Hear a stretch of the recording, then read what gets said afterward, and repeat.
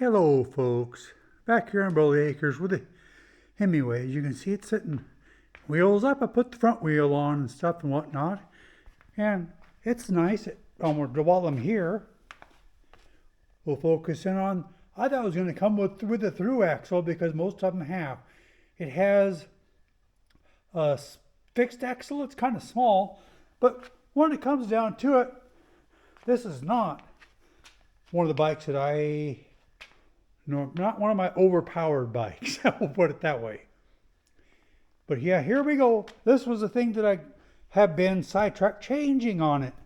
Before, when I took it out of the box, this connection here was on the inside here. And in here, sticks, when you go on the road and stuff comes up, grabs that wire, and you end up having issues because something happened, because this connector is rather large and it's sitting out there at least this far. So, you don't have a lot of clearance between you and the wheel, and something gets in your spokes, it can grab the wire or whatever. And I have seen it on other people's, on Facebook groups and whatnot, and repair sites, that the wires got jerked out because they put that connector on the inside. So I make sure and always put it on the outside now. One thing I do want to show you here is something else Hemingway's really done great is look at this connector here. It's, I don't know if you see it or not, this guy right here, a nut on the back side of the bolt goes through and holds. The kickstand was already pre-installed. It was all set up real good and whatnot. I've spun the tires. They seem to be, sounds good, don't it? And the brakes work good and whatnot. Of course, we're upside down. Hey, look at that. Snugged up. I just got to come over here and actually torque them down. You can't, this is 15 millimeter, but I'll warn you ahead of time. You're going to scuff the fork if you try to do this with a wrench. So do yourself a favor.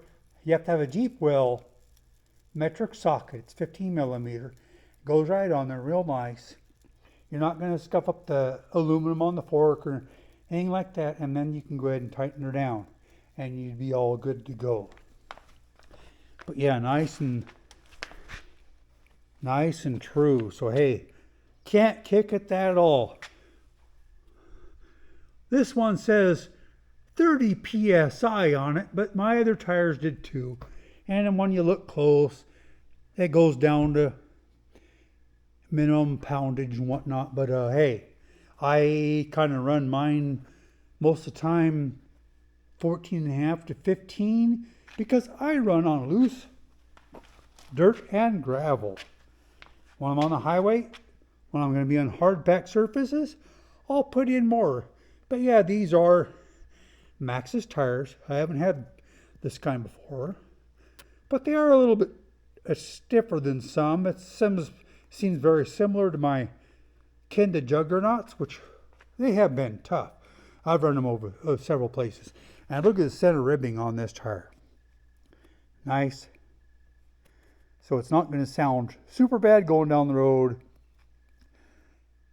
Well, especially if you're adding air to them. And as you can see, the center is directional. It looks like they mounted them on there and whatnot.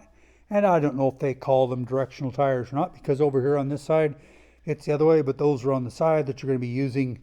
You want to have the grip when you're off-road, but in the center, the part that's going to run on the pavement, they're fairly straight, in line, so that's a good deal. But yeah, I just moved this connector to the outside because, and of course I zip tied it back into place, which is odd. They had all these extra parts, but somewhere they have some spare zip ties, but I didn't find them. But I have a few of these fine zip ties around, and no, I haven't trimmed it off yet because I saw no reason to. Oh, look at that. It's upside down, but it's Tektro brakes too. And Tektro rotors. Look at that. And all this back rack and fenders and stuff was installed. And look at these guys here. Look how sturdy and stout this puppy is. Not only do you have the going on top here, but it's not bolted over into the frame like some of them. It's over on the side as well, which is actually, in my opinion, maybe a little stronger than some of the others. And they have this nice big, you can see over on the other side over there. They have also this big tab that's welded onto the frame. It's all attached extremely well and bolts into the side of the frame where it's not, there's nothing on the top to take away from any of the integrity of this frame.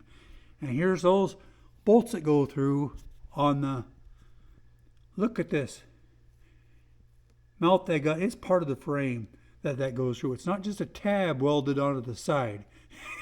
It's the actual frame that this goes through it. So that kickstand, I really seriously doubt that you're going to destroy this kickstand or have it break on you.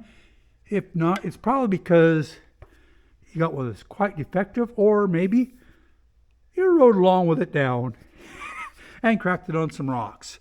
But we got some nice heavy-duty spokes here and stuff, and we'll get on exploring on this. But while it's upside down, look at this. The wires come out of the back, not around here where they can grab on grass, rocks, and whatever, and the wires get torn off. They come out the back. This is all enclosed, just like one of my other e-bikes. I have some of them that go along the bottom, and those are the kind that require you to put on, basically they call it a skid plate, but it's just a plastic wrap over that protects the wires from damage. But this is even better.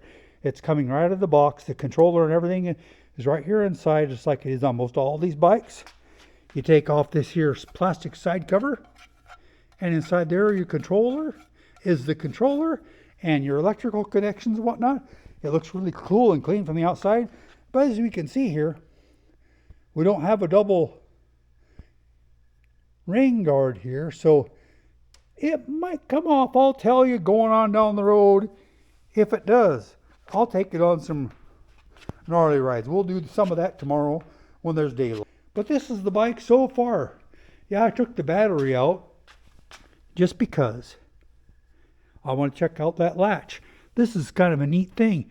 You've got to take it and push in on it while the battery's in there to release it. There's no outside buttons or anything like that. So it's all cool. And this inside here,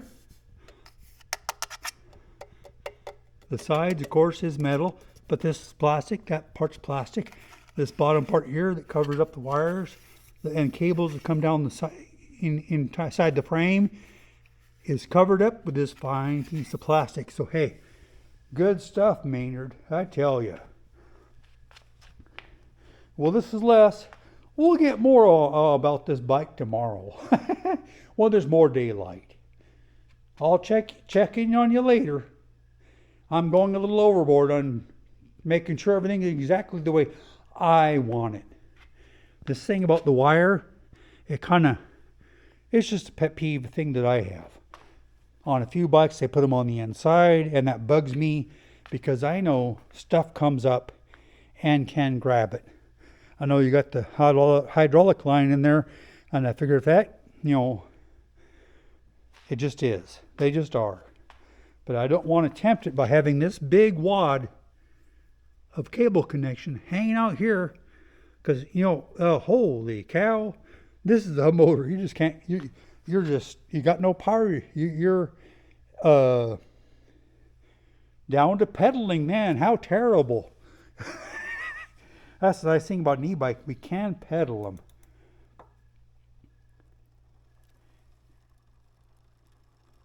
Isn't that quiet? Pretty impressive, huh? And look how true that rolls. You can't really appreciate this stuff until you see it in person. Well, of course, upside down helps a lot. On the ground, you can see them spin, but this is even better.